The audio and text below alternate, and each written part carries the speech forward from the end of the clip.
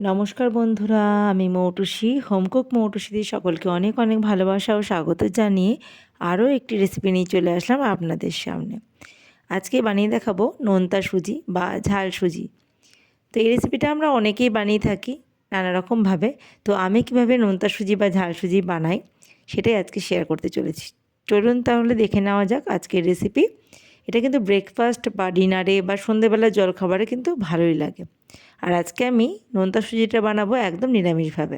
তার জন্য আমি একটা ছোট বাটির মধ্যে হাফ বাটি থেকে একটু বেশি সুজি নিয়েছি। আর এখানে একটা আলাদা বাটির মধ্যে নিয়েছি কটা চেরা কাঁচা লঙ্কা 4-5টা, আর নিয়েছি একটা বড় সাইজের আলু ডুমো করে ছোট ছোট করে কেটে নিয়েছি। চাইলে আপনারা এর মধ্যে আরও অন্য সবজিও অ্যাড করতে পারেন। আর একটা মাঝারি সাইজের টমেটো ছোটো ছোটো করে কেটে নিয়েছি।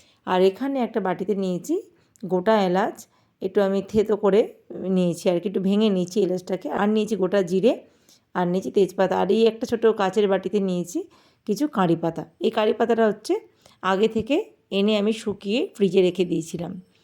আপনারা চাইলে ফ্রেশ কারি পাতাও ব্যবহার করতে পারেন, ফ্রেশ কারি পাতায় গন্ধটা বেশি সুন্দর আসে। তো আমার কাছে ফ্রেশটা ছিল না, তো আমি আগে থেকে এনে বেশি করে আনা হয়েছিল, তখন শুকিয়ে রেখে দিয়েছিলাম ঘরে।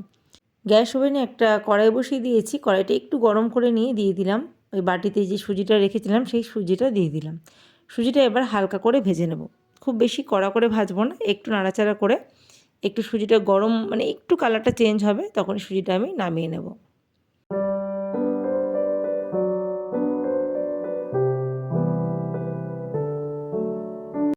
সুজিটা আমি খুব বেশি ভাজবো না।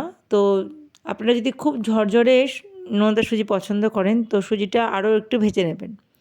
তো আমি যেটুকু ভাজার আমি ভেজে একটা অন্য পাত্রে তুলে রেখেছি।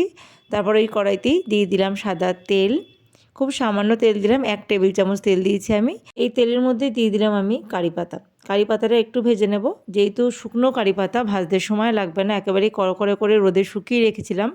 আর প্রায় 1 থেকে 2 ঘন্টা আগে ফ্রিজ থেকে বার করেও রেখেছি, সেই জন্য ভাজতে একেবারেই সময় লাগবে না, তেলে দেওয়ার সাথে সাথেই কিন্তু ভাজা হয়ে গেছে। তো কারি পাতাটা আমি এখন তুলে রাখবো। যদি ফ্রেশ কারি পাতা হয় তাহলে কিন্তু ওটা ভেজে না তুলে রাখলেও হয়, ওটা সমেতই রান্না করা যায়। যেহেতু একেবারে শুকনো হয়ে গেছে সেই জন্য আমি তুলে রাখলাম, পরে আমি নামানোর আগে ছড়িয়ে দেবো। তারপর ওই তেলের মধ্যেই তেজপাতা আর গোটা এলাচ ফোড়ন দিয়ে দিলাম। এলাচটা তো আগে থেকে ফাটিয়ে রেখেছিলাম, তাহলে গন্ধটা বেশি ভালো আসে। আর দিয়ে দিয়েছি অল্প করে গোটা জিরে ফোড়ন। আপনারা গোটা জিরের পরিবর্তে এখানে সর্ষে ফোড়নও দিতে পারেন।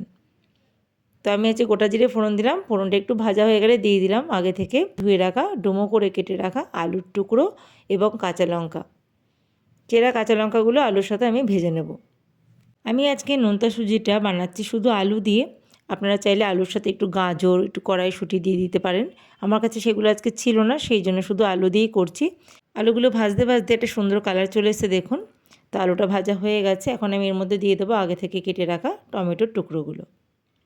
আলু টমেটো সব কিছু ভালোভাবে একটু হাই ফ্লেমে ভেজে নিচ্ছি।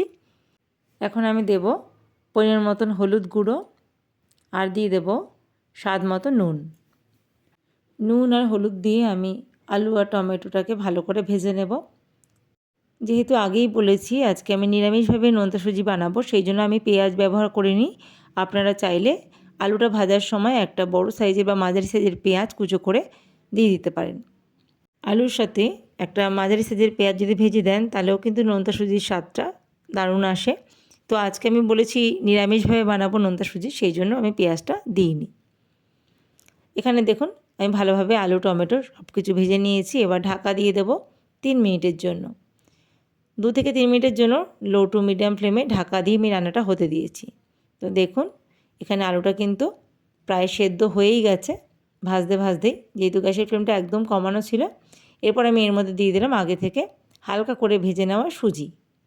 সুজিটা কিন্তু আমি ভাজার আগে ভালোভাবে চেলে নিয়েছিলাম, একটা চালনির সাহায্যে চেলে বেছে নিয়েছিলাম, কারণ সুজিতে অনেক সময় অনেক নোংরা থাকে বা পোকা থাকতে পারে, সেই জন্য আমি সুজিটা আলাদা করে আর ধুইনি। আপনারা ইচ্ছা করলে সুজিটা ভাজার পরে ধুয়েও নিতে পারেন। একদম পরিষ্কার ছিল সুজিটা, সেই জন্য ভালো করে চেলে আমি দিয়ে দিয়েছি। তো এর মধ্যে আমি দিয়ে দিলাম জল পরিমাণ মতন। আমি জলটা দিয়েছি যেই বাটিতে সুজি রেখেছিলাম সেই বাটির আমি 2 বাটি জল ব্যবহার করব। আর আমি এটা খুব ঝুড়ো বানাবো না। আপনারা যদি ঝুড়ো সুজি খেতে চান, মানে ঝুড়ো নোনতা সুজি অনেকে পছন্দ করে, তাহলে কিন্তু জলের পরিমাণটা বুঝে দিতে হবে। আর এখানে জলটা দিয়ে একটু জলটা যখন ফুটছে সেই সময় দিয়ে দিলাম আমি সামান্য চিনি। একটু মিষ্টি মিষ্টি হলে নোনতা সুজির স্বাদটা বেশ ভালো আসে, তাই একটু মিষ্টি দেওয়ার চেষ্টা করবেন। যদি মিষ্টি পছন্দ একেবারে না করেন তো মিষ্টিটা স্কিপ করতে পারেন। আর নামানোর আগে দিয়ে দিলাম সে আগে থেকে ভেজে রাখা কারি পাতাগুলো।